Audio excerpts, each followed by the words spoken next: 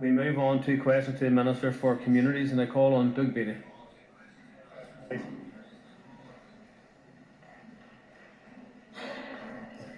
Call the Minister.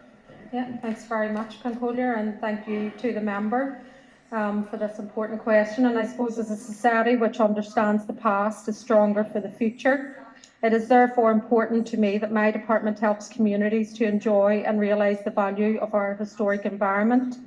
My department's relevant powers and responsibilities are set out in two pieces of legislation: the Historic Monuments and Archaeological Objects Order 1995 and the Planning Act 2011. Under the legislation, my department has a duty to maintain 190 state care monuments and to facilitate access where possible. My department is responsible for compiling a schedule of historic monuments, and there are currently approximately 2,000 of those scheduled monuments.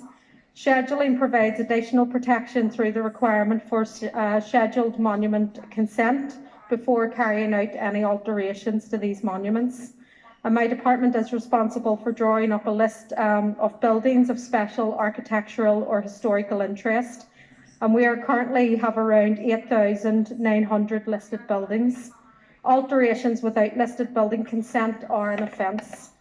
My department must be consulted by planning authorities on applications that affect listed buildings and historic monuments, and on draft local development plans also, and I'll be engaging with councils in the time ahead around those local development plans as they progress. My department also has special powers regarding enforcement action for unregulated work to protected places and buildings, and to fund activities related to the historic environment. In the use of its powers, my department seeks to work closely with relevant communities and stakeholders to ensure that we strive to hand down to the next generation the rich heritage of which we have inherited. Doug Beattie, supplementary. Thank you, Mr. Speaker, and thank you, Minister, for a comprehensive answer. And if you can bear with me on this one, please.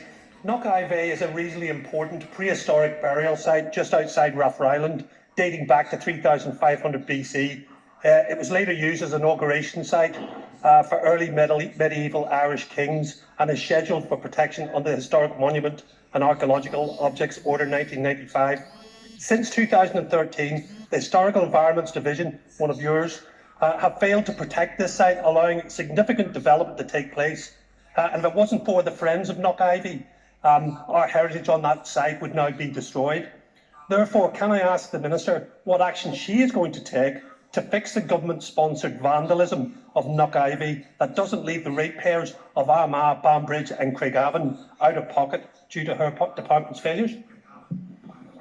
Thanks very much for your supplementary, and I suppose I do commend those organisations and campaign groups on the ground at a grassroots level that work to protect our heritage and our environment as well. And I am aware of the Knockivey issue. Obviously in 2017 a telephone mast was erected.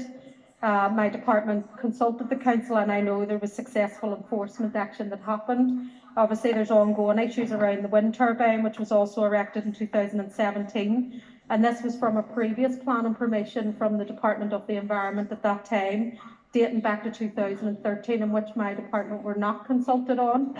And obviously since then, planning powers have transferred to local authorities. My department, when I've engaged with them this week, are keen. We have been having an ongoing engagement with the local council in terms of looking at this issue and the planning that was granted.